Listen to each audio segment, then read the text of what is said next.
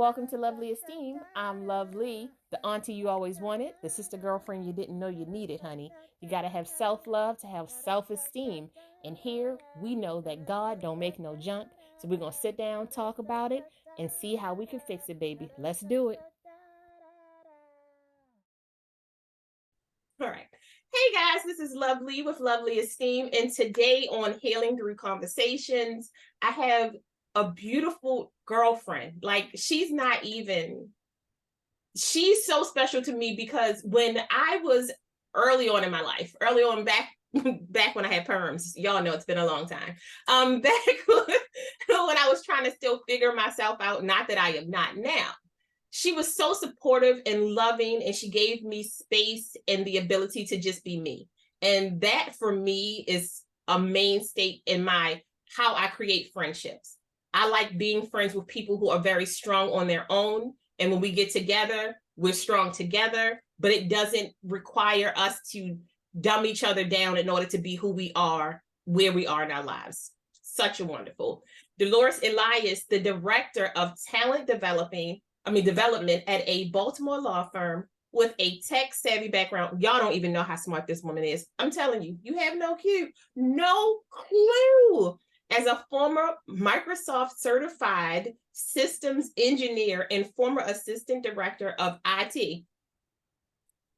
Come on, Black woman. Black woman shine. Black woman shines. She brought her expertise to the world of computer and networks. However, Delores realized her true passion lies in helping people achieve their aha moment, many aha moments with Miss Delores, yes, and growth, and helping them grow their skills. Now, with an associate's professional talent development certification, I didn't even know about this when I was like, yes. She works to empower others on their journey of personal development, personal and professional growth. And I was thinking to myself when I read that, I was like, she probably got more certifications than that. She just didn't want to let us know. So tell us about yourself, Miss D. Tell us about yourself. Oh, Lisa, thank you so much for having me here. I'm so super excited. Our conversations are always good, no matter what it is we're talking about. So I'm looking forward to this one.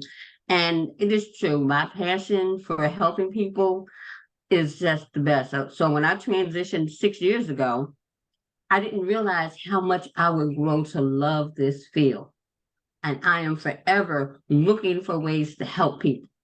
Whether it is to help them streamline a process that they're doing or to help them with some professional development like time management and how do I prioritize my tasks, whatever it is that's going to make a person better is what I want to do. I tell everyone, especially when we get new hires, you know what? My goal is for you to become successful. It's not about me. It's about you. And that, okay. One of my favorite sayings, one of my favorite quotes is, it's not about me. Because there are a lot of times when we take other people's energy or personality quirks, or sometimes when they're not feeling well, we take it so personal. And then you have to really stop and say, it's not about me. How can I help you understand what you are going through so that you get it?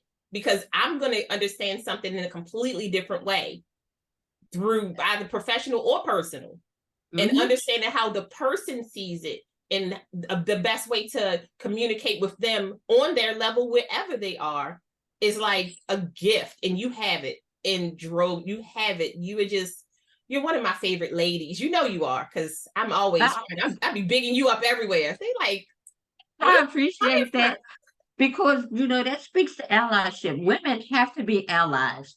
Black women especially have to be allies. Mm-hmm. We have to boost each other up because you know what? Nobody else is going to do it for us. So I appreciate that. And I do the same thing about you. Yes. I'm like, it's Lisa. Lisa, look at Lisa's creativity. Look at what Lisa's thinking about. Lisa. They probably like, what is going on with them too? But we are friends. Yes. And we are professional colleagues. Yes. And we want to see each other succeed. And I think that that's important. And that's why I've never been a fan of, sometimes I'll get the thing, you need to go give this person this kind of training. I don't react to that. Yeah. I talk to the person. What is it that they need? Mhm. Because what you think is a training issue could be a different issue. So you just can't tell me go give training to so and so. No, no. You tell me so and so's having an issue, I'm gonna find out more about so and so's issue, and then together we're going to come up with a plan. Because people's background, their experiences, that's what shapes them. And so the way I approach something is not going to be the way they're going to approach it. So I can't go in there all gangbusters. All right, girl, this is what you're going to do. Blah blah blah. No, that's never successful. So I am all about talking to the person, listening. I told you my favorite quote comes right from the Bible, James 1:19. And that right there, that scripture speaks volumes to me, and it always has, because that scripture tells us that we need to be quick about listening, slow to speak, slow to anger. So I'm a listener. What you got to say? I want to hear it. And then after I hear from you, then I can start thinking, and then I can start speaking. Absolutely. And you know what? One of the things that being in a corporate setting teaches you, if you really pay attention, is that the people who do the best are the ones who sit back and listen. They aren't always quick to answer. They're not, sometimes they never answer. You like are always trying to figure out, like, do they even care what was happening? But they're really just assessing the room, trying to make sure that when they respond back, especially if you're doing what you're supposed to, is as inclusive as possible, and that you're also paying attention to the language that you're using, and that you are referencing. So what I'm hearing from you is, how can I help you obtain this thing? Because sometimes I think when we are thinking about training people or even helping someone, the problem, sometimes it's technique, sometimes. Most of the time it's communication. What you said, their computer's not downloading it the same way. So you have to change your language. And I thought it was really cool. I watched the video and we were talking about being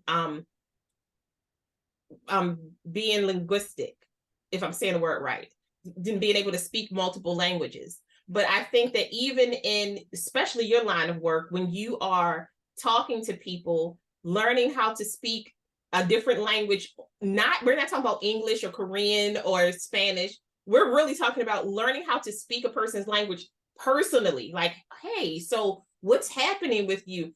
Maybe when I taught this class, you were going through something and it didn't give you the space you needed in order for me to get through to you. So how can I help you now? What one-on-one is just you and I. Tell me what you didn't get. We'll work through it. But you're also not quick to anger either. You don't get frustrated fast, which helps you so. It helps so much, so much. Being patient is critical. And so have you heard of the fruitage of the spirit? And some people call it the fruits of the spirit. Again, I'm going back to the Bible because that's my mainstay. Yes. So in Galatians 5:22 and 23, it talks about love, joy, peace, kindness, patience. Patience is one of those fruitages. And you have to be patient with people. People are not always very forthcoming. Sometimes they're not sure how to articulate what they're thinking, what they're feeling, or even what they want to know. So you have to give them that space and that time to talk. When I was going for my APTD certification, we studied Maslow's hierarchy of needs, and the very first one is you have to get people comfortable, whether it's food, drink, eat, sleep. You have to get people comfortable. Then once they're comfortable, you can go through all these other needs, and then that's how you connect with them. That's how you help them learn. So that space and that patience, critical. People feel safe enough to open up and talk to you about why they are not getting something done. And then you find out, a lot of times it really isn't technique. They know how to do it, but they've gotten bad direction. The direction wasn't clear. So they thought they were doing what they were asked, but then the person who asked it of them was like, no, that's not what I meant. All right, sir, I can't read your mind. So I don't know what you meant. I don't know what you meant. So a lot of times it's just that, and finding that out, and then finding ways to help them realize that, you know what, sometimes you just need to ask questions. You can't assume you understand that direction. So, like you said, you give it back to them. All right, this is what I'm understanding you to have said. Blah, blah, blah. No, no, no, no. Bleep, bleep, bleep. That's what I really meant. You're like, But oh, when you okay, okay. now you're good. You got the direction, you know what you're going to do, you've got the skills, and you get it done. And I realize even no matter how old you get, validation means so much. So even when, you have some people who they learn it. And again, if you don't use it, you do lose it with some things. It's just the way it works itself out. But it doesn't mean that you don't know it. Sometimes you freeze up. Like I used to always say, you would be so smart in school. You would see kids, they're amazing. And then testing comes and they just shut down on you. It just fight or flight. They're fighting for their lives until 15 minutes before it happens. And now they're trying to figure out how to get those classes done. And it's like, it's because in their head, they've now built up I'm going to fail. I don't know this. What do I do? But I think that even as you become an adult, no matter 50, 60, 70, 80, you're doing something a little bit new. You're like, am I doing it right? But do I ask in front of 20 people? People don't want to do that. Now some people do. We do have some people who are like, hey. Some people, but there's a lot of people who are sitting there with burning questions. Mm-hmm. They're not saying a word. Yes. And it's interesting what you said about test taking. I'm a terrible test taker. Every time I have to take a test, I freeze. I can know the information like the back of my hand. But you say to me, okay, we're going to test you. It all falls right out my head. I don't know anything. What's my name? What? What? You told me it's a test, and now I'm done. It's a trigger word. It's a trigger word. It's a trigger. And then years ago, even being interviewed was bad. Now, I've always been a good, hard worker, but I never came across that way as when I'm interviewed. But when somebody hires me, they're like, oh my God, I like her, because I do try to work hard. I feel like I have a strong work ethic. So let me tell you a story. I got this work ethic from my dad. So years ago, before my very first job, the night before, my dad called me in the room. So I'm sitting in a room on the floor, leaning up against their door, and he's sitting on their bed. And he said, okay, well, I want to talk to you about what you do when you get on the job. And I was like, okay. So I'm telling you, my dad talked to me for about 30 minutes. I don't remember everything he said, but I remember some things that stood out. First of all, always show up when you're supposed to, and show up on time. Do what they assign you to do. Don't stand around doing nothing. Find something to do. And if you're standing there, you're doing something, and you see that something needs to be done, don't wait for somebody to ask you. Don't point to somebody to say, whose job is that? You just go on and you do it. Like I said, this was a 30-minute conversation. That was pretty much the gist of it. But guess what my first job was? What? I was a bus girl in a restaurant. All I had to do was carry that tub around and clean the dirty dishes off the table and take them back and put them in the dishwasher. That was my first job. But to my father, that represented my journey toward working. And he wanted me to start off on the right foot. So to this day, I still reflect on that. And I still have that strong work ethic that he instilled in me at the very beginning of my little bus girl job. I was 17. And he talked to me like I was getting ready to go be president of some corporation. But you were, because you know what? I will say this. Now, I started working when I was 14. And because I started at Wendy's. And then when I went to a Votech school, and I was a seamstress. And then you got a job through that. And I got to work at Mondawmin Mall. And, I got to do all these different things.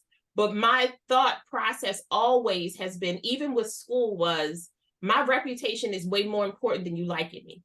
Like, that was my thing, because my reputation, it walks with me. It is my shadow.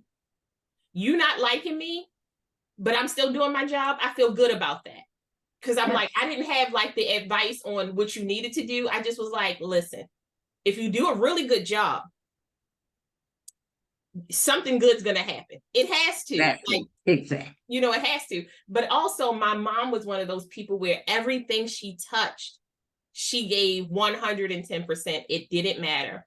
And she's a big woman of faith. So her big thing has always been, you know, if you go in with kindness, understanding, Yes. compassion, if you have open ears, you're gonna make a way for yourself, and make sure that your reputation is absolutely what you want it to be and not what other people want it to be. Because that does happen sometimes throughout life, where people come up with a conversation or they have a dialogue about you that you're like, that's, I don't know who you're talking about, but that's not Not me. me. I don't know. I know.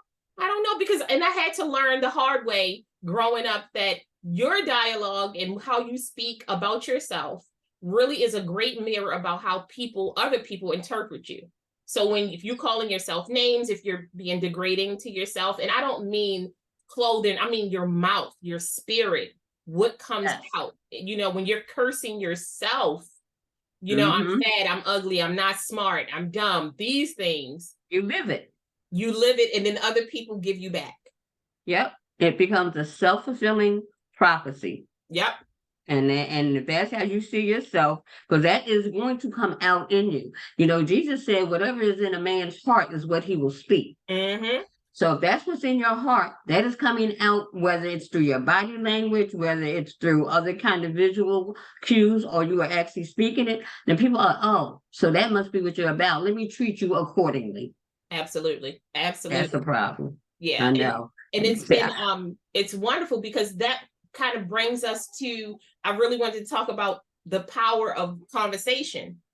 And how that affects your environment, the spirits around you, how it affects the energy around you, and, you know, and also how you pull that into you, even on a spiritual level. You know, it's like one of those things where, you know, they always say, you know, they practice what you preach.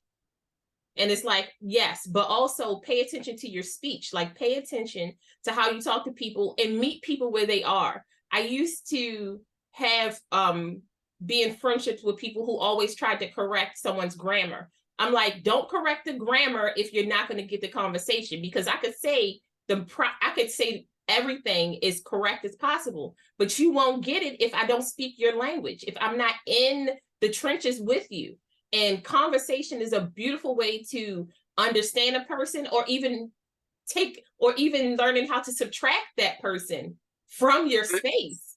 So I want to talk about that and how you feel about the power in conversation.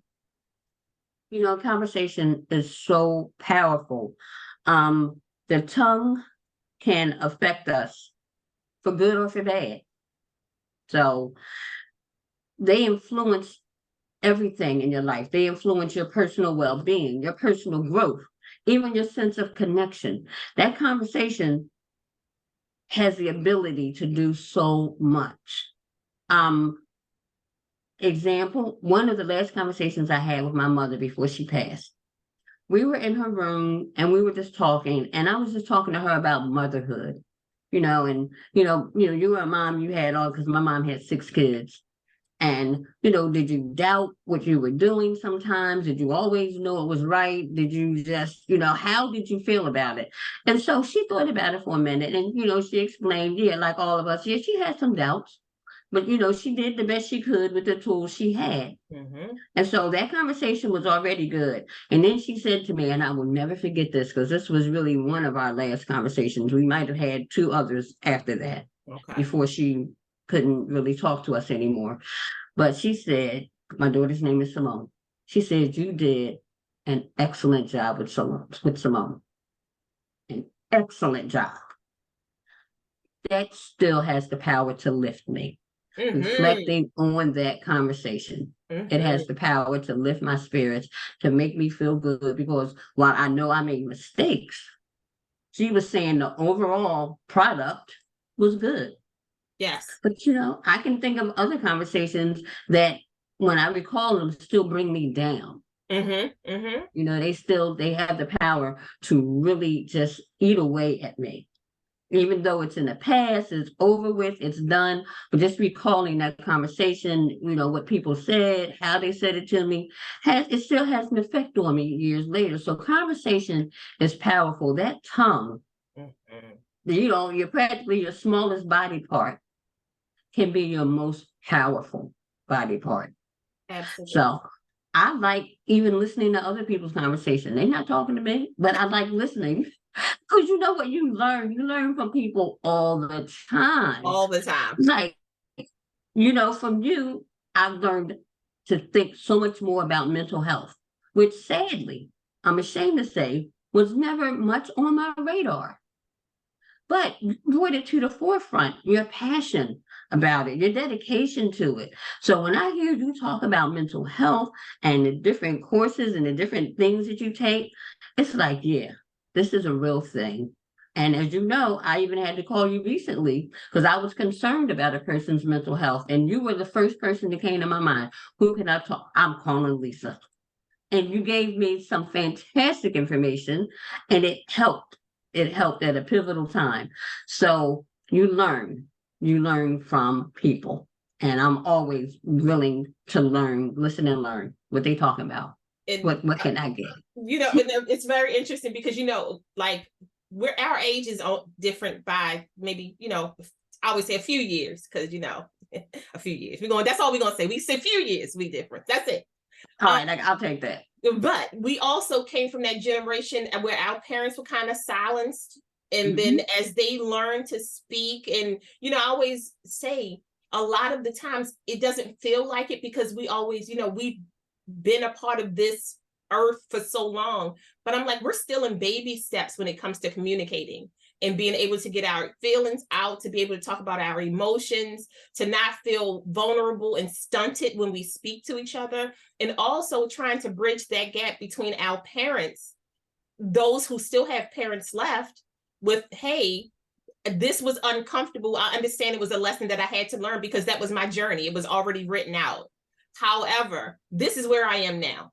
And the lessons that you've taught me, I'm going to use these and I'm going to push that into the next generation. But some of these I'm going to hold off on a little bit because maybe it wasn't as nurturing as I needed to be. And I feel like sometimes, like when your mom told you did a great job, the things that you took from her that worked so well, right? And then you said, okay, I know that this thing may have affected me in this way, and I don't want her to feel that. I don't want my child to feel that thing. So let's not do that. Let's push something else in there. And I'm sure, as a parent, you wake up every day like, I didn't mess this kid up. I didn't mess this kid up. They're not gonna worry. But then they become these beautiful beings that when the light reflects from them and they talk to you, you're like, not as bad as I thought. Like, exactly. It's like, okay. But I was worried because I was like, as I think about that decision I made when she was 12, that was a dumb decision. Is this why things are happening now? Because I did something ridiculous back when she was 12. But, parenting is a challenging thing, and you do the best you can with the tools you have. But fortunately for us today, there are a lot more tools available. For my mom raising kids, no. And it was real strict. And, like you said, you didn't talk about things. Family life was private. Absolutely. What goes on in this house, you don't say outside. Yeah. So didn't grow up having these kinds of conversations, didn't grow up thinking about people's mental and emotional health, didn't grow up with that because that just was not the generation that I was in. Right. And I'm glad that it's much better now. Absolutely. That is, my grandchildren have resources and stuff available to them. It's a great thing to see. It's beautiful. It's so beautiful. And that really talks about like embracing your vulnerability, embracing the fact that you're not always perfect. You're not always, it's like, I think we always hit this crossroads with faith where, perfection is preached. Mm-hmm. However, we also are taught on the flip side that we're not perfect. And it's really hard to like hit that middle, especially if you are a person who aims for perfection and you can't accept failure. Like with failure feels like defeat instead of a lesson. And for me, failure is always a lesson. It's It is a always a lesson. lesson. And it's a boundary setter because you know, Mhm. okay, that's hot. You know, it's like how we tell children, don't Yeah. touch that, it's hot. And the baby is gonna, you can guarantee that they are doing like this, like, pat. Yeah. Got to see for myself. Is it really hot? I Okay. told you. But the vulnerability that it takes for all of us to not only admit that, no, I'm not perfect. Yes, there are things I need to learn. No, I may not have done this well. Some of the things in my life may not have turned out the way I needed them to. However, this is my story and I'm going to work with what I have. And I'm going to, and that's where I feel like I want my life to go. I feel like that's my purpose, is opening and creating spaces for people to be vulnerable in a safe space, to be able to teach other people's lessons based off of the failures and the lessons that they have had and your successes, because I'm all about bragging about success, but I brag about failures too, because those things help you get to that successful place. And so you know what that takes? That takes humility. And being humble is one of the strongest qualities you can have, because it takes strength to admit to yourself that you did something wrong. You know, you said the wrong thing. It takes that humbleness. And when you think about, like, I know you said your mother is a woman of strong faith. You know how I am about faith. Mm-hmm. And Jesus set the perfect example of being humble, because he was able to do a lot of things that he didn't do Mm-hmm. because it was not for him to do. He Mm-hmm. followed along with his father. And so he was very, very humble. And so I look to him a lot as an example of being humble. Mm-hmm. And when you are a humble person, it also makes it easier for people to come approach you, Mm-hmm. to have a conversation with you, because they feel like, okay, I can reach this person. Yeah. So that quality of humility is not to be underestimated. And it does not mean you're weak. A lot of times people equate humility with weakness when they should be equating humility with strength.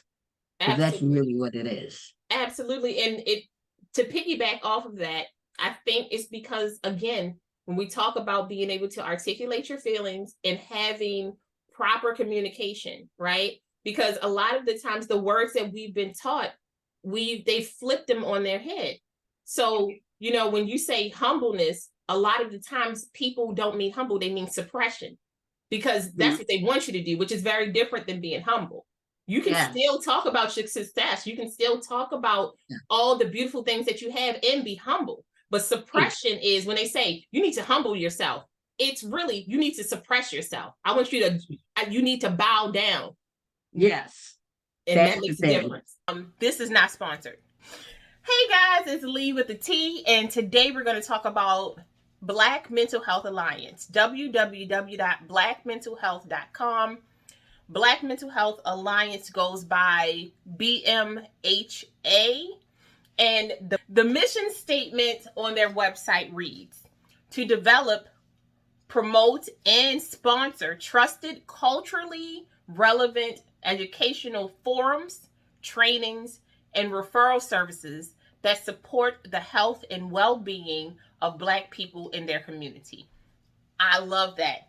The vision: the creation of an equitable, respectful, and compassionate society. The development of Black communities in which optimal mental health enables children, youth, adults, and families to strive for and embrace their best lives. We're always looking for a way for us to get better. And culturally, I know that mental health is still a stigma. However, they have resources for clinicians. They have resources for some financial help. They have resources for different programs, trainings, outreach. It just looks like such a great place to start if you're thinking about your mental health, how you can get out into the community. This is not sponsored, okay? I'm going to just add this to the beginning. This is not sponsored. Check them out though. Thank you. Look, anytime I can get my children to pay attention to me for 5 minutes, it don't matter what it is. I'll be like, hey, how y'all doing? So you're doing excited. It's like, ooh, they remembered me. I'm like, listen, I always say, especially in this day and time, it's such a privilege when you have people around you who actually want to be around you. Like, and they're not using you for it, they just genuinely like being around you. And if they're my kids, I'm in. Grandkids, I don't have grandkids yet, but I'm the person that my mom's the same way. She can get us all in a room. It doesn't matter what's happening. She doesn't even want to talk about anything. She just sits in the corner and smiles. Just be there. That's all that matters. And she starts trouble because that's what she does. I'm like, you the church lady that you drop a conversation that we're not supposed to have, and then you run out the room and know we about to get in trouble. She was like, sometimes. I was like, I know the Lord know your heart, but you're a troublemaker, Patricia. That's what you are. Oh, that's funny. Oh man, no. Okay. That was good. Oh my gosh, she just makes me giggle. I love her so much. Let's talk about breaking down barriers and how that has helped you in your life and the barriers that you've broken down, because you really have, honey. You helped with me. And I was thinking about it, and I was trying to figure out, have I broken down any barriers? Because my first thought was, no, I haven't. Yeah. But I think that, I did in a way. So back to that first job. I was the bus girl. Okay. So did well in that job. And what happened is, this was the 70s. So the person who owned it wasn't overly fond of Black people. But, you come work in this little menial job, which is why I got to be a bus girl. Mm-hmm. Well, I had a lazy manager who was dating another one of our coworkers. So on the weekend mornings, he was more interested in being in the back with his girlfriend, having their alone time. Okay, and I'm out there in the front, and people are coming in, they're wanting to order, and they're doing all these things. So I taught myself how to work every station in that restaurant. I could take orders, work the cash register. I could take orders and pour all the drinks. The only thing I couldn't pour was beer because I wasn't old enough yet. Mm-hmm. I learned how to make the pizzas. I learned how to make the sandwiches on the steam machine. I learned how to do everything. When we went for waitressing, I was the unofficial head waitress. So even though the person who owned the restaurant didn't really want me in any other role except that bus girl role, mm-hmm. I broke through that barrier because I taught myself how to do things, and he had to realize it, to the point when it started losing money and he had to reduce the workforce to just 10 people. I was one of the 10. Yes. The little Black girl. I might have been the only one. Yeah, it was me and my brother. That was it. Or the other 8, they were not Black. Yeah. So as I thought about it, that was a barrier that I broke. I didn't think anything of it. I was following the advice from my dad. Yeah. Don't wait for somebody to do something. You go ahead and do it and get it done. And that's what I was doing. Mm-hmm. But that was his way of saying, you have things that you're going to have to walk through that other people haven't walked through. And it's going to be uncomfortable sometimes. And there are times when you feel like, why am I doing this? Don't they see what I'm doing? And if you spend your time focused on other people recognizing you and seeing you, you're going to lose your purpose because it's not for them to see, right? It's for you to prove to yourself. Because if I always say a lot of rejection is you learning how to recalibrate yourself, recalibrate your life. Okay, so I was rejected because of this particular thing. Do I need this thing in my life? Yes or no? Okay, so no, I don't need this thing. Next thing, I'll take all of these skills I've collected, take it to the next thing. How does it work out here? What was the rejection looking like here? Because we get rejected throughout our lives. Regularly. Okay. Regularly. Even by the people that we love. Yeah, exactly. No, right? Yeah. That's when you really have to do a double take. Like, what you say? But I feel like that's also a part of, like you said, that's a part of breaking down barriers. That was your first time. And because you know what, when you're going through it, sometimes it's a little funky. It makes you feel a certain kind of way. We all do, but you just keep moving. But you don't realize that it gave you like gave you a new stone, right? Because you're building this part of you, and it gave you this thing. So now you can tolerate all the way up until this height of this stone because I've already done that. Now, yeah, exactly. So by the time you make it to like corporate America, I always say, by the time you make it to a place where you know that you're walking in and 75% of the people, they don't even see you. They see past you. You focus on the 25%. You're like, this is who I need to focus on. This is a space that's going to make me uncomfortably comfortable, because you're always uncomfortable when you start something new, right? But it's the breaking down the barriers, even within the structure that we work in. You have broken down barriers that allowed me to be able to walk a little softer. And it's not even something that you think about, because you're like, I had to come to work. I have to make money. I have a child. I have bills. I have responsibilities, and I like what I'm doing. And that's key. And that's the key. And I've watched you walk your own walk and talk your own talk and still stay you. And that by itself is amazing, because you know how hard it is to stay you when you're fighting for your life. It's hard to you're fighting and it's raining and the mud is coming and you're like, I have faith. I have faith. Well, and it's so funny you say that, because that's one of the things I was thinking about, was that learning how to be true to myself was a very hard thing for me to learn, because I started out as a people pleaser. But the problem is, when you are a people pleaser, you are an unhappy person. Because what happens is, nobody's thinking about you, your desires, your wants, your needs. Nobody's thinking about that. Nobody is giving that any consideration. So then what happens, you start to feel neglected, taken for granted. But when you are true to yourself and you can say, no, I don't like this. No, I don't want to do this. No, I don't think this is a good idea. When you can be true to yourself and learn how to say no, you end up being a happier person, and you build better relationships, because now people respect you. You're standing up for yourself. And I don't mean it in an aggressive way. I don't want to do that. No, that's not necessary. No, no, I don't think this is a good idea, and I'm not going to do it. And if you want some reasons, I can give you some reasons, but the bottom line is no. People respect that. I love that. And the bottom, no, okay? A quiet no is still a no. Like, sometimes a quiet no, that's the no you need to pay attention to. You think you need to be paying attention to like the loud person who's like screaming and hollering and throwing stuff.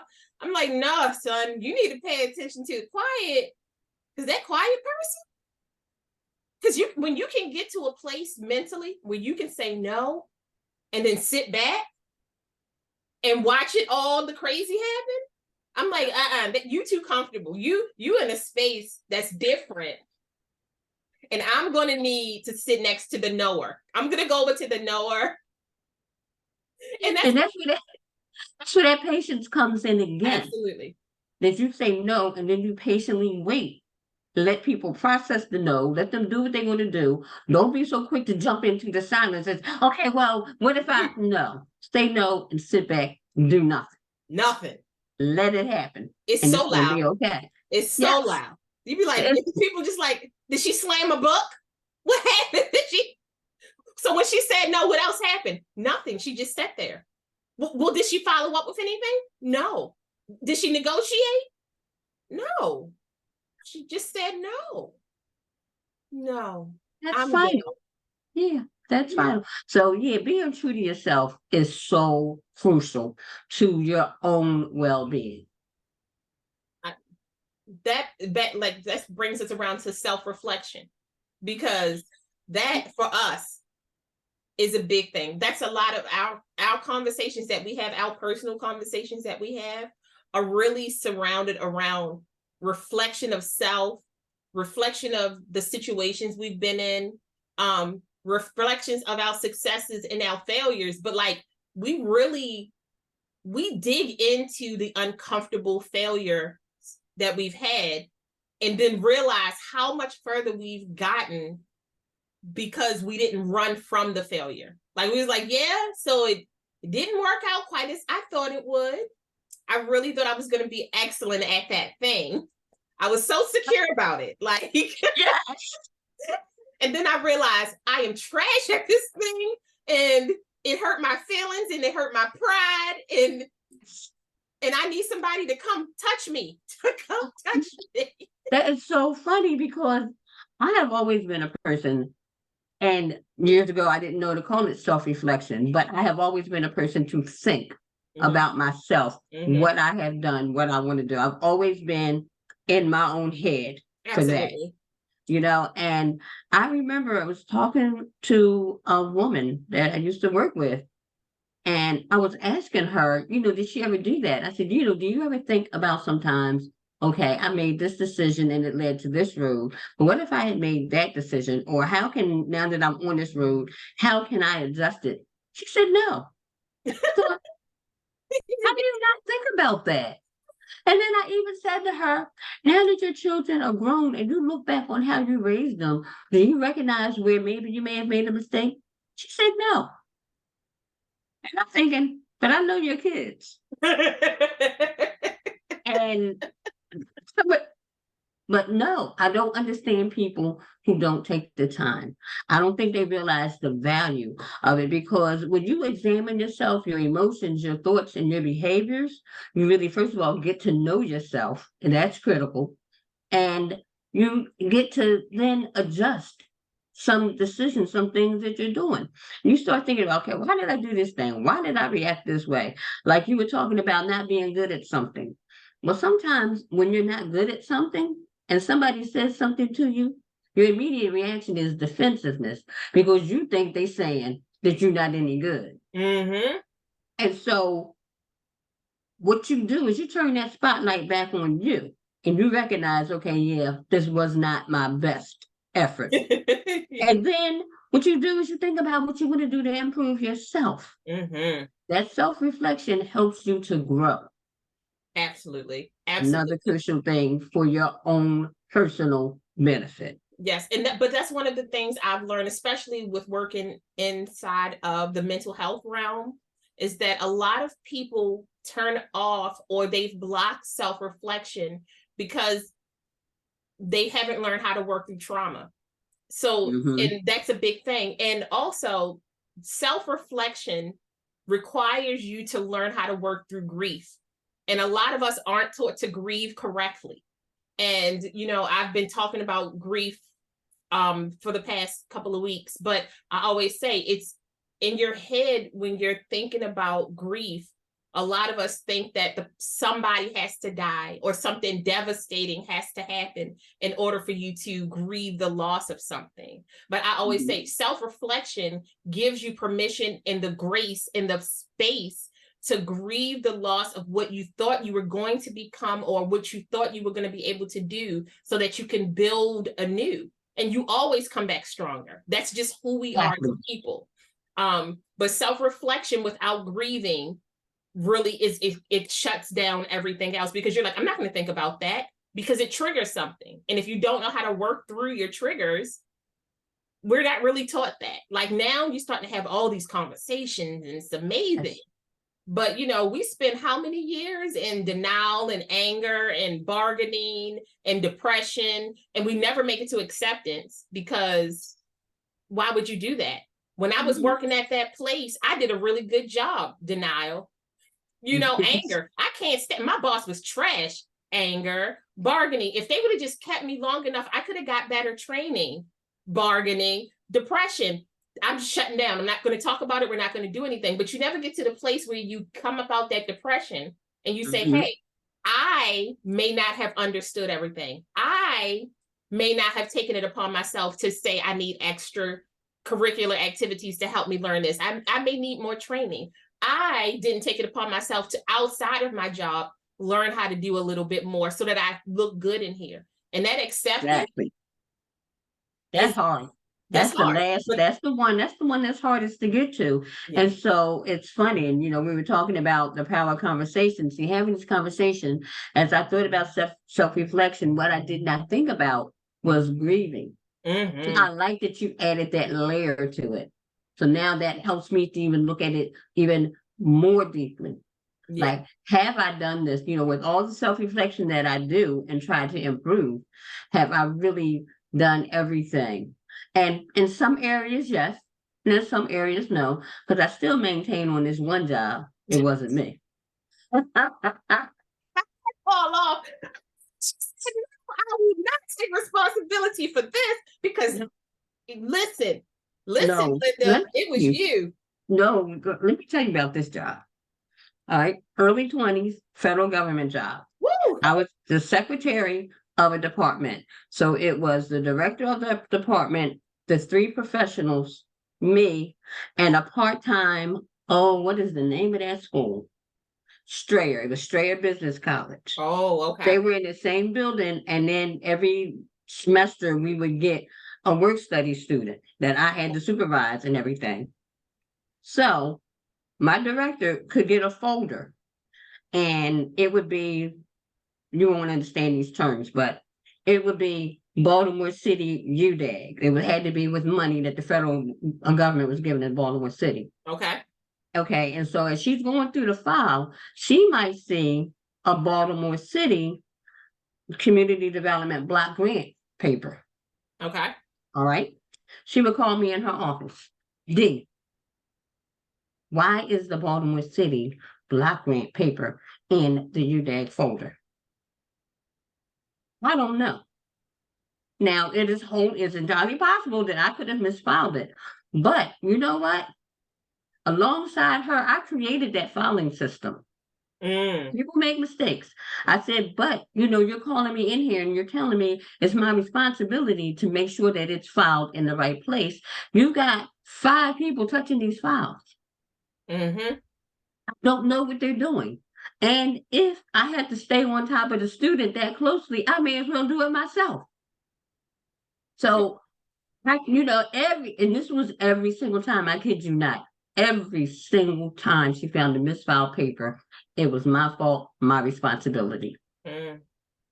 Then she never, so the federal government, you get a grade or you get a step increase. She never, ever advanced me to the next grade. She would always just give me a step increase.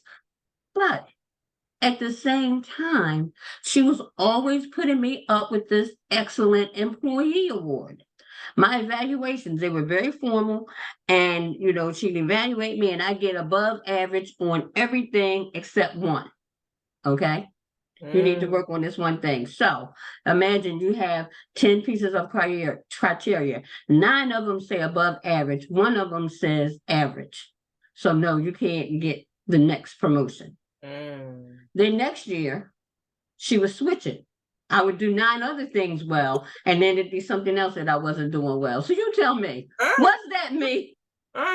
You may have had a hater, as the kids say. You may have had a hater. I did have a hater. I did. And what I realized years later, honestly, it was very personal. There was a guy at work that she liked, who liked me, who I didn't like. And I realized that at the time, but I was very young. I was in my early 20s. I was very young. I didn't know about politics. The politics that we were I didn't know. And I also didn't know how to handle it. So I did something I've never done before and I've never done since. I took off a week, never called in, never said nothing to her. Just didn't go to work for an entire week. When I went back that Monday, she was on the phone. I said, be right back. Went down the street, registered with Kelly Girls, came back and started packing up my desk. She said, where you going? I quit. I put up with this for like 3 years though. That's a long time. Okay. That's patience. Okay. Let's talk about this patience, self-reflection, the power of conversation, the influences. You didn't pulled it all up out of here. Yeah, I will never forget that. Because that was such an awful experience. And I honestly, I'm not saying I was perfect because I never ever think that I'm perfect and I'm always striving to improve.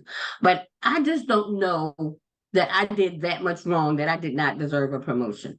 Yeah. And with all But the you little can't be mind promoted games, if they want to suppress you. Remember? Because it wasn't about humbling you, it's about suppression. it was about suppression. It was. One of the things Well, it was a I'm sorry, let me finish this story. go So ahead. let me tell you. So after I left her, I started working for the firm. About a year later, I saw her and her best friend who also worked there. Now, her best friend was over a larger department. She probably had about 10, 15 people. And she saw me. She said, I wonder if I could entice you to come back and be my secretary. Right in front of her. But by that time, I was assistant supervisor of word processing. Mm, And I was fine where I was. And I said, thank you, but no. So that said a lot to me. yeah. I was really grateful for that because that said that somebody did recognize my hard work and thought I was worth it, even though girlfriend was playing mind games with me. But her best friend said, yeah, please come work for me because I know that you're good at what you do. Yeah, and they So trash downstairs. That's what she said. They trash downstairs now. They don't know what they doing. They lost all the paperwork. Everything misfiled. Everything. so that did give me some validation that I really needed because that thing bothered me for a long time, even after I left, because I had never failed that badly at a job ever in my life, and I could not understand what was going on. But you realize that failure was really a lesson. It was teaching you a lesson about boundaries, patience, understanding, compassion for yourself. Like Yes. sometimes we always think we use these words and people think it's for others. No, I statements. I statements. And what I was going to say was there was this it was a spiritual guru, and his quote kind of was something along the lines is that people see your energy and your brightness when you walk in a room. There's some people who are going to embrace that, and there's some people who are going to be scared of that. And the people who are scared of that try to suppress it as much as possible. So you were never going to be a perfect 10 because I needed something's flawed with her. I'm going to prove to you guys that this person is not as great as you think they are, right? Because then it's going to make my light not shine bright. When it's like, hey, if I'm shining bright and you shining bright, what do you think that means? Yes. Yes. People on their hormones. I'm like, you need to simmer down. He wasn't even that cute. Not hormones, Lisa, not hormones. Simmer down. But we don't know that. You're so right. When you're in your 20s, there's so much that you're scrambling. You're like, what? What? I was a single mom. I had a funeral. I didn't understand what life was about in that arena. I really didn't. But, you grow and you learn. And I will say that for all of that insanity, I learned good lessons from her that I still took with me. Because you still learn from people, even when they're not helping you be your best or being their best with you. There are still things you can learn. And that's what it is. You look for what you can learn. Learning is a lifelong journey. Absolutely. Never stop it. Absolutely. And you're going to learn from so many different arenas in your life. I did learn from her. This story helped me understand why you and I get along so well. Because you saw me, a single mom in my 20s, running around that firm child.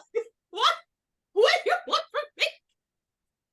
They was like, we're going to put you in a space where you're going to be challenged every day to grow, every day to understand. You're going to leave the job and go, what just happened? And what do you mean I have to go back? Like,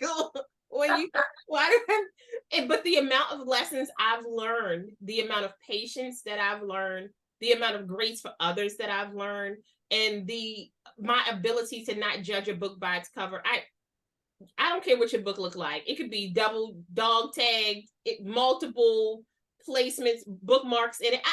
It could be clean book. I'm like, well, until you prove to me that you on the other side of the no-go zone, you good. Well, I watched you grow. I saw you, like you said, I saw you, this young mom who was good at your job. You knew what you were doing. And you just grew and grew and grew into this amazing woman. Amazing. And I've watched you do so much. And I watched you make an impact. Your team looks up to you so much. And I don't mean your team as in you're their supervisor, but the team that you work with, it's like unofficially you are. Because they do, they look up to you for so much and they come to you and they're like, ask Lisa. Lisa has the answer. Lisa will know what to do. Talk to Lisa. And it's just amazing. And I feel all proud, like I'm the mother or something. I'm like, yeah, look at Lisa. Look, at all of us, I say all the time, the friendships that you make, because yes, you can have coworkers who are really cool with you.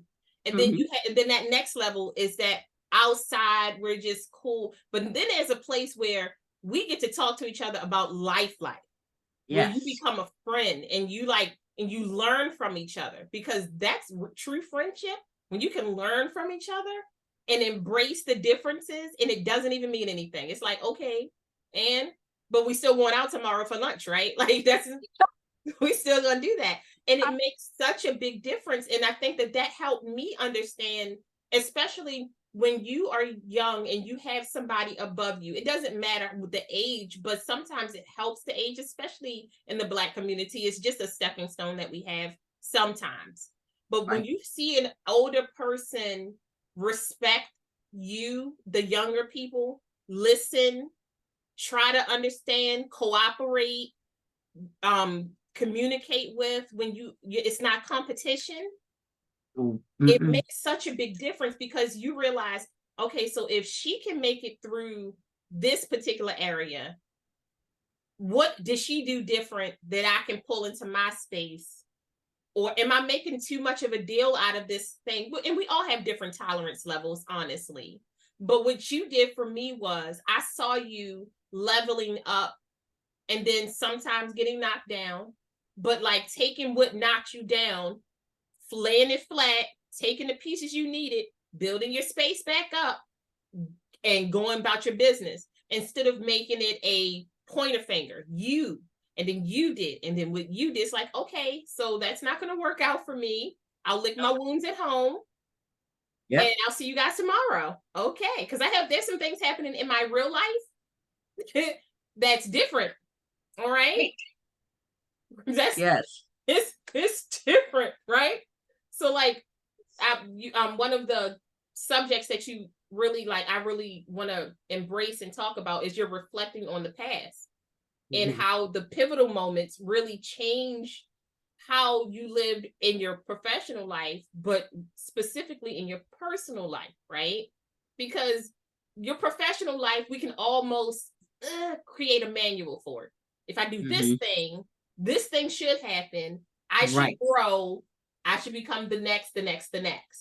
In your personal life, it's like a kindergartner decided that they was going to spin in a circle and draw at the same time, because you think you're like, I'm gonna grow up. If your life is about getting married and your faith, I'm gonna get married. I'm gonna have a child. We're gonna live together. We're gonna have another child. We're gonna get a dog. We're gonna get a cat. We're gonna blah blah blah blah blah.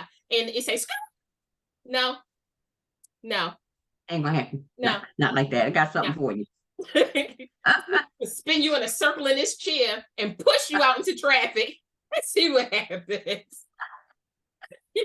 Exactly. And I think sometimes when we reflect on our past, we get so melancholy, and it causes us to feel like we've lost so much experience and growth. But we don't realize that, yes, it was a detour from what we wanted, but maybe not a detour from what we needed. And that's where a lot of the times your faith kind of kicks in, because you have to have faith that it's not gonna, this too shall pass. It will, but you got to know when to say that, because you can't say that all the time, because everybody's not prepared for this too shall pass. They want you to shut up and let them cry. I had to learn it the hard way. I'm like, oh, you just want to cry? It is funny that you say that, because I am a person, even still to this day, I don't cry. I don't know, at some point in my early life, I stopped myself from crying about things. And all I would do, if something would knock me down, I wouldn't cry about it. I would start thinking, how am I going to get out of this? How am I going to make this better? I'm gonna come up with a plan A. I better have a plan B just in case. And sometimes I might need a plan C. I don't know which one I'm gonna use, but I was very solution focused. Mm-hmm, And mm-hmm. so my daughter, for whatever reason, we women tend to think at first when we have these children that they're going to be our clones. No, And then when they don't act like us, you be like, but you're my daughter. Why aren't you doing what I would do? they So mirror what we needed. They yeah, mirror what we needed and what we but lacked all the time. but we expect them to be clones. And Mm. so my daughter is a crier. And when she would cry when she was young, I would be like, don't cry, don't cry. There used to be a commercial, never let them see you sweat. I love that commercial. Don't let them see you sweat. No, let's come up. Let's think about it. What's our solution? How are we going to fix this? She Very said, solution oriented. But what I realized as I got older, that it was really okay for her to cry. yes, But sometimes you have just got to get it out. So then I switched it to, okay, go ahead and get your cry out. Then when you finish, then we're going to find a solution. Because see, I didn't absolutely. leave the solution alone. You still had to find a solution. I still got there. No, we're going to do this. But I realized that it was okay for her to cry. There Yes. was nothing wrong with it. I think I was, being the strong woman that I thought, no, I better not cry because somebody's going to Mm. perceive that as weakness. So it's really interesting that you said that because I did have to learn that as an adult. And so now when my friends or whoever, when they're crying, I pat them, I let them get that cry out.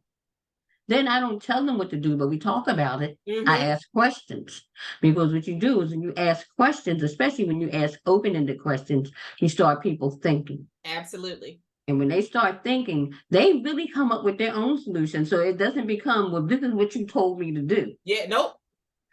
I'm a whiteboard. Write Yeah, all over me. I, but I ain't telling you Read what you nothing. said. Yes. And But then the power of crying should never be underestimated. It's add, important to get that emotion out. You yes, got to get it out of your system.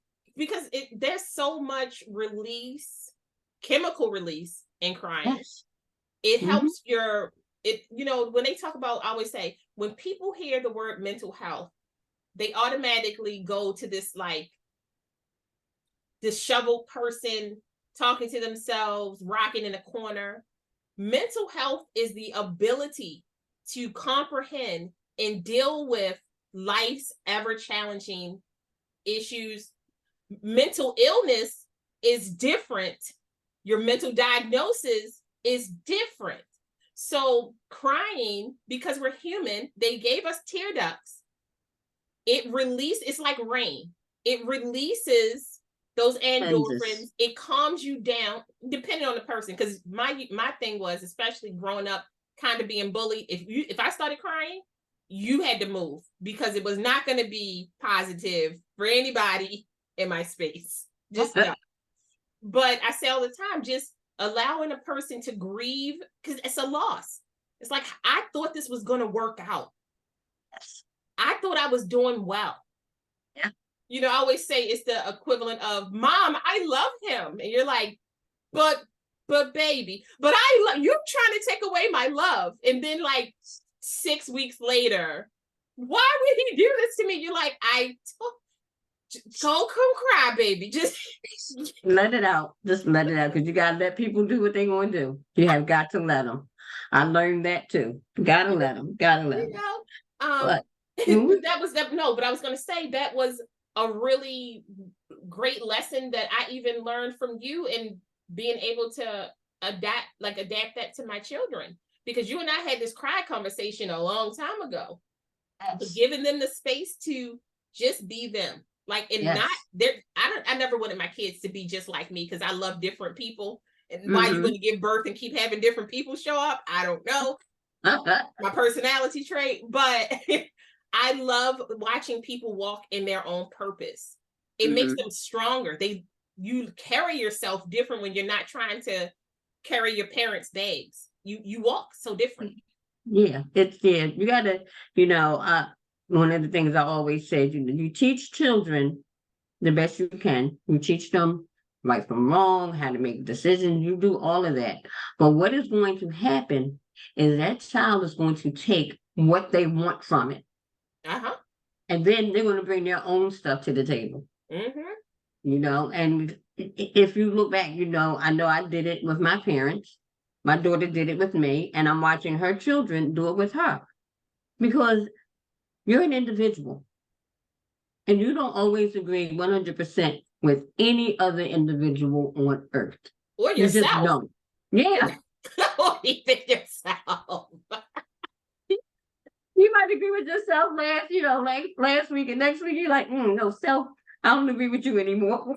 I'm doing something different. But it's, children, they're going to be their own person. And so you have to allow for that. You do. And appreciate it. And just embrace them for who they are. It's like you were saying, it's meeting people where they are. You Absolutely. can't change them.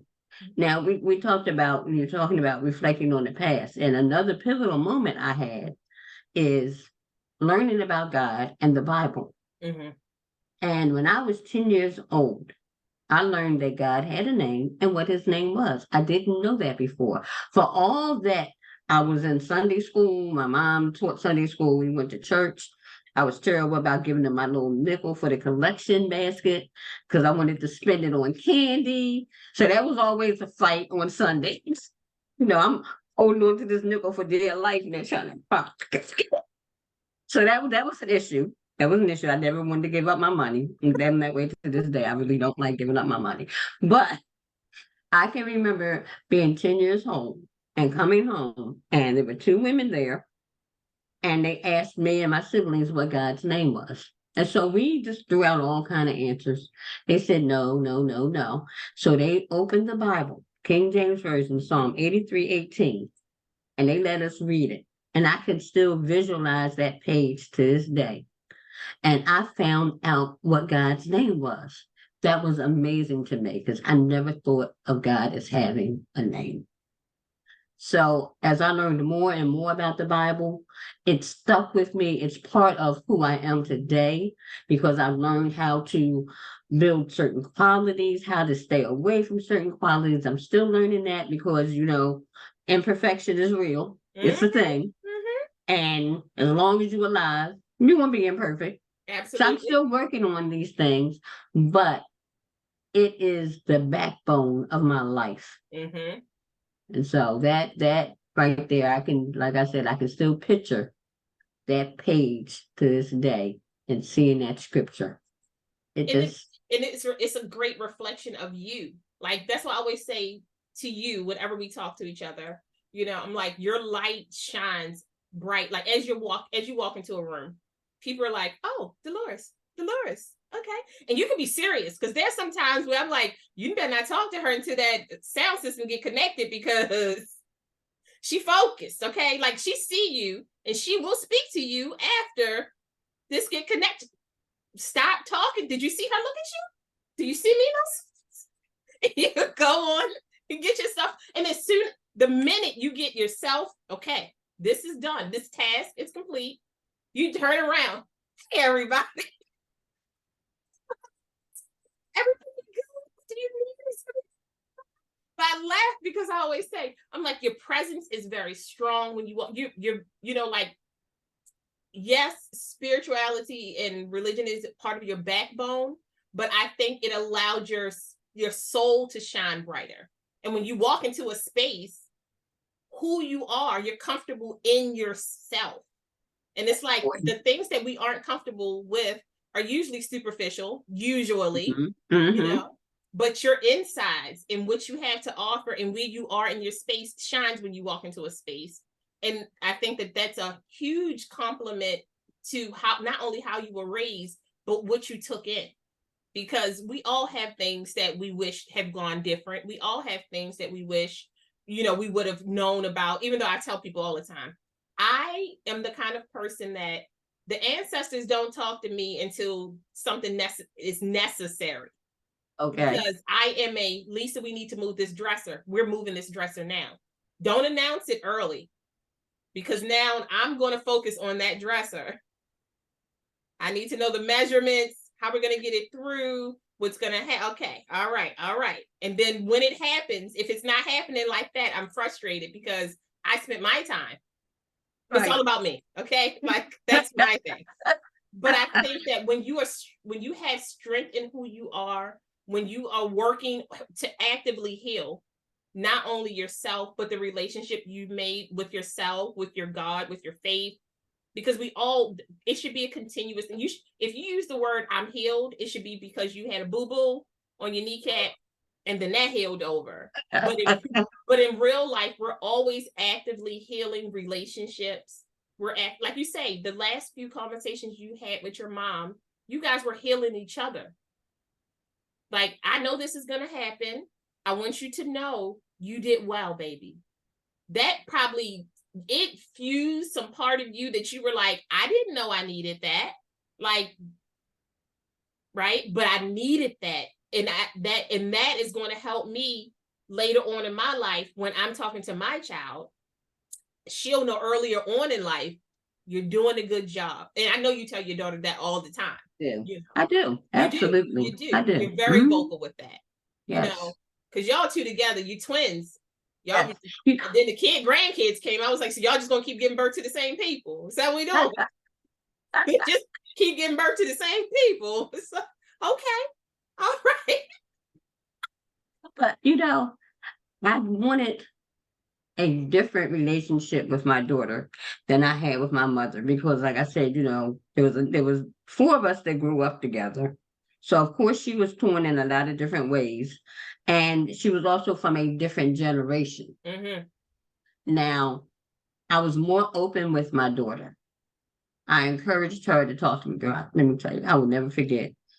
My daughter must have been about 12, maybe something like that. And, I had always talked to her about sex and things like that. And so I was like, well, she's getting older. Let me find out what's going on in her head. Uh-huh. So, this one afternoon, we were just talking and I was asking her questions and she just really wouldn't open up. So I had to think, you have to know your children. You do. You have to know your children. I thought about her and I said, okay, I tell you what, talk to me like you're talking to one of your friends. Mm-hmm. She said, okay. You're not prepared though. You never are. You need to hold on to the I chair. wasn't. You gotta hold on to a chair. Oh my God.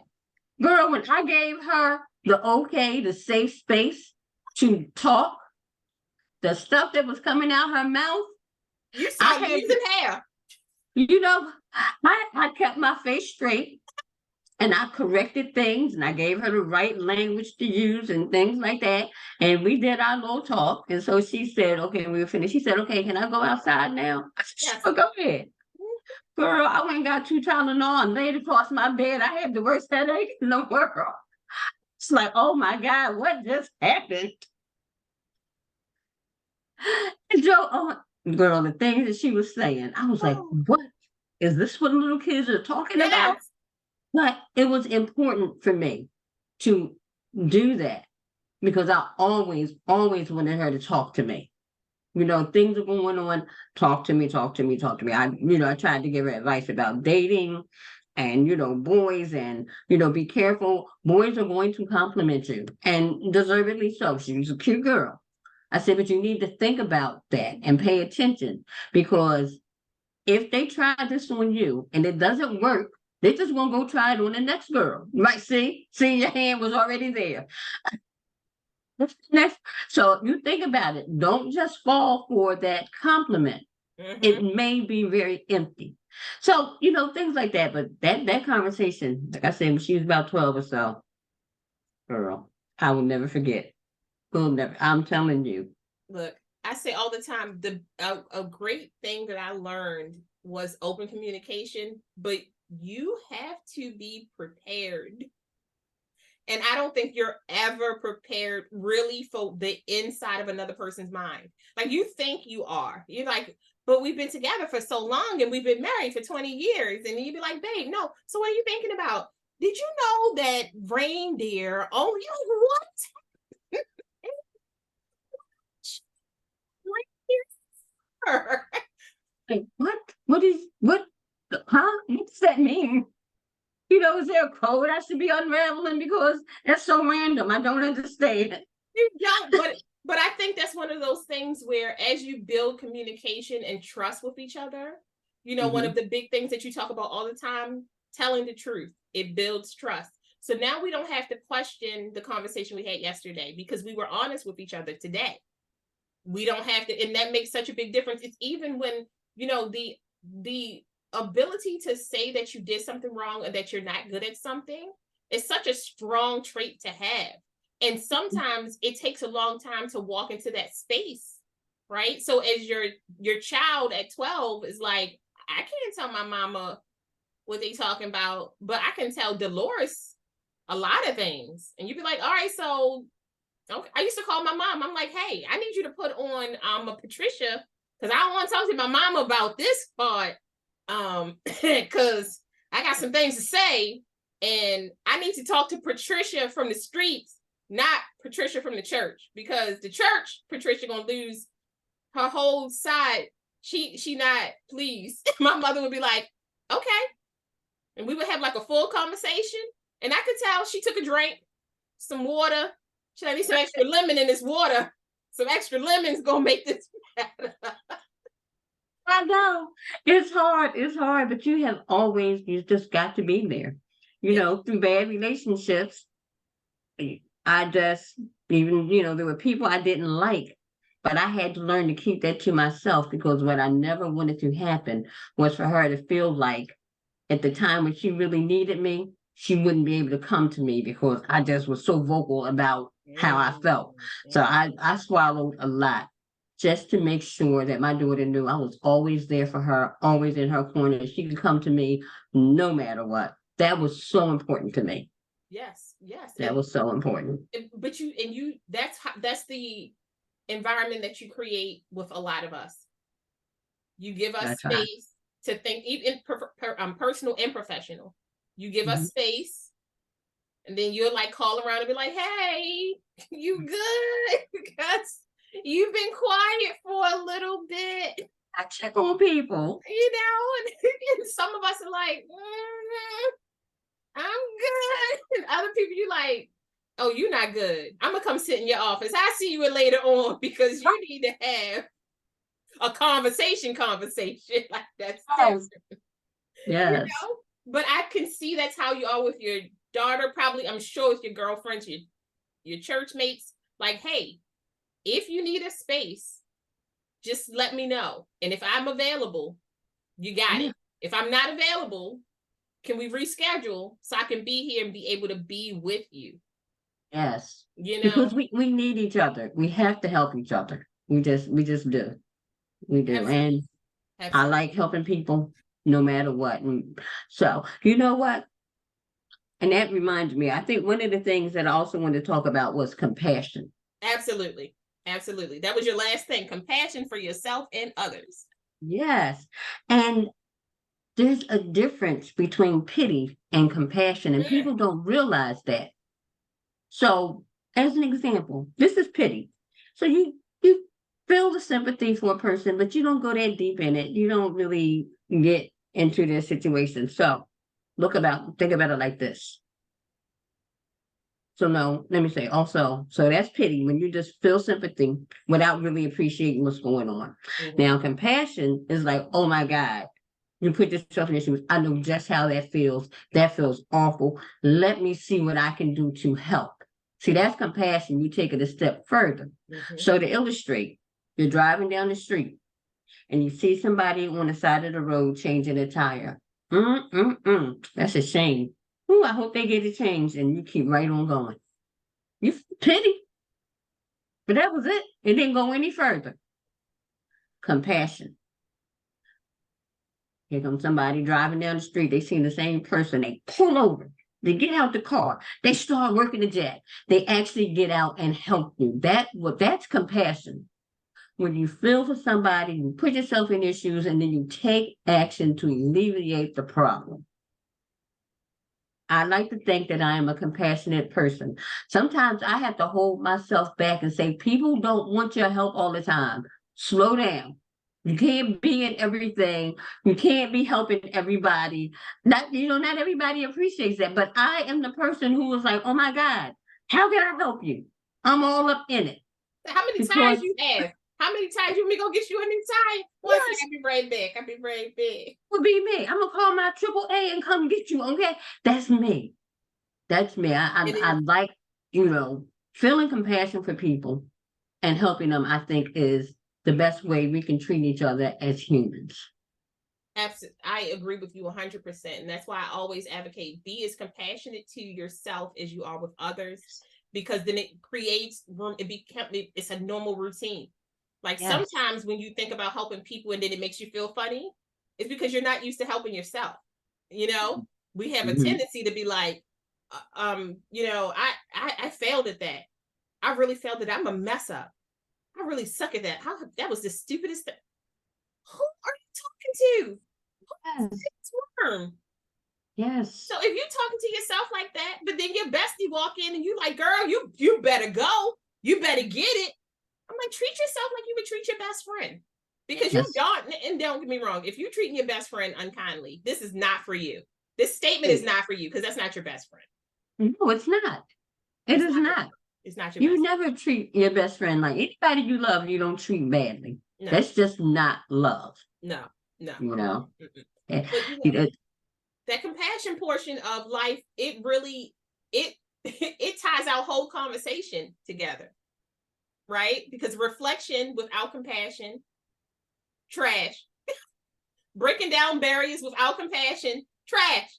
Vulnerability without compassion, trash. It's like no, you gotta have it. yes. You just have to have it. It's going to help you in so many other areas of your life. And from me watching you and how you interact with people and how you embrace even the people who come from outside of the areas that you're used to, oh, that may make you feel uncomfortable sometimes. I always watch you ground yourself. Like, I know who I am. Mm-hmm. Okay. So as long as I don't change who I am, everything else is good. But you got to get Exactly. there. I'm not saying it's easy, people. We're not saying No, it's not this, easy. this is not easy. And some It days takes you some fall, work. and some Yeah. days you fall short. Some Yeah. you Oh, yeah. wake up one day and be like, I did not do good yesterday. I did. Mm-hmm. Yes. Mm, I know. And that's the thing that with that self-reflection, and that's not always perfect. And it might not, you might self-reflect next month on that crazy thing you did this month. But get it in there some kind of way. And it is not easy. It is not. But it's also not impossible. it's not impossible. And once you in this, it's like you said earlier today. Once you learn that tool, that's one of those things you don't lose. Now it can get bruised, it can get fractured, it can feel broken, because a broken heart will make you lose all the self-reflection, compassion, Yes. vulnerability. And you don't, not just a broken heart from a lover, but you break, from a broken relationship at work, a broken Yes. relationship with church, just in Yeah, you can general. get a broken heart in all facets of life. Have you ever had a bad brownie? Oh, my heart! It just it's my happy place. Don't give me no dry brownie. I no longer can eat at your facility. Everything is bad. The food is horrible. It's all changing now. But no, honestly, like it's just one of those things that as you accumulate all of these wonderful emotional tools to put inside of your toolbox, and that Dolores is speaking about, it helps you not only with that, but it also helps you open up more to your faith. Whatever you believe, whoever you believe in, it brings you closer, because a lot of the times we have these barriers that we have with other people, and then we can't figure out why we don't feel connected with ourselves or other people's energy, space, faith, spirituality. It's because we haven't tapped into ourselves. We haven't opened up compassion for ourselves to fail, compassion Right. to accept that we've succeeded. Sometimes your success takes you away from the people that you feel are needed in your life, and it takes you out of your neighborhood. It may take you out of your state, and you feel like, I've lost all of these people. But sometimes you have to figure out, what are you gaining? Have compassion for that part of you, and make sure that all of your decisions are as close to your honest self as possible. And trying to find your honest self when you're not used to talking to yourself in an honest, or telling the truth. It's growth. It's growth. There's Some growth. people learn it early. Some It people is growth. never learn it, Right. and it's a task. It's a task, but Yeah. You have to put effort into it. That's for sure. There's no magic button to make any of this happen for you. absolutely. You have got to put in the work, but it's so worth it. Mm, When you can look back and say, you know what, I have really grown in this area, that area, whatever, you feel good. And then that encourages you to grow even more. So put in the work. put in the work, and nobody wants to do that, especially when it's as hot as it is today, because Yeah, yeah. Today is not a work day. Um, shoot, I don't even know if I want to get any crabs. It might be too hot to crack my crabs. I don't know. I can never say that. That's But never. I got a big colossal crab cake from somewhere, so I'm going and that's going to be my crab for today. Ooh, see now I was gonna say I was told my husband I was like I want something really good. I'm like seafood has been calling me for a little bit now. Okay. We'll see what happens. I love it, but you know how much I love you. You know how much I appreciate our conversations. I always tell you that I really appreciate it, and it's not just lip service. It is heartfelt. It's spiritual felt. It's my soul speaking. You really just you make me feel all woman fuzzy, and us women from like the 80s and the 90s don't like feeling woman fuzzy because it make this part itch, and we like why what's this itching, and it's your heart. What? I still have one? Yes, you do, and you use it all the time. Yes. I'm like, it's But aggressive. It's aggressive sometimes. It's an aggressive love. But I have this, enjoyed our conversation so much. I hope we can do this I, again sometime. I love it. This is a normal conversation we would have anyway. Yes. Yes. This is like not out of the ordinary. When we talk, this is what we do. Yeah. And I'm so happy that you invited me to come and have this conversation with you. It's just, I love it. I love it. You crack me up. You've got the best sense of humor. Let's, The fact that you said that just holds you dear to me because I know I'm a little weird sometimes, but you be loving me over. You be loving me for real. You be loving me. I do. I do. And it cracks me up when we're in the meetings at work and the Lisa comes out and they're all looking and they're laughing and they're like, I didn't know. I'm like, yes, this is Lisa. This is not new. This is I shut Lisa. it down. I be like, oh, what happened? The mask fell off. Go back. Go back.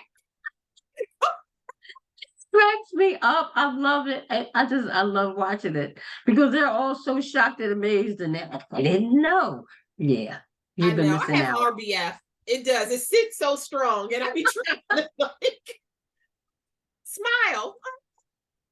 Is it coming out? And you looking at me like, whatever you're doing, make it stop. But no, Oh, this was so much fun. it was, and I so adore you. I thank you so much. I hope you stay cool. Get some really good crab cakes. I don't want to go outside, D, but I'm gonna do it. I'm gonna do it. Well, I was already out there and did my little running around, so I'm done for the day. I don't expect I'm going back out the rest of the day. I'm perfectly fine. Besides, I have two granddaughters with two cars right across the street. I don't Ooh, think I should have to go anywhere. no, no, that's love. That's what you be like. You Mhm. got to pull granny duties. Be like, hey, Yes, hey, exactly. Lord. But no, you go enjoy the rest of your weekend. I will see you next week. You too. Thank you again. I love it. Thank you. Bye. Bye. Thank you so much for joining us. We hope you found some healing, connection, and joy. Until next time, bye, loves.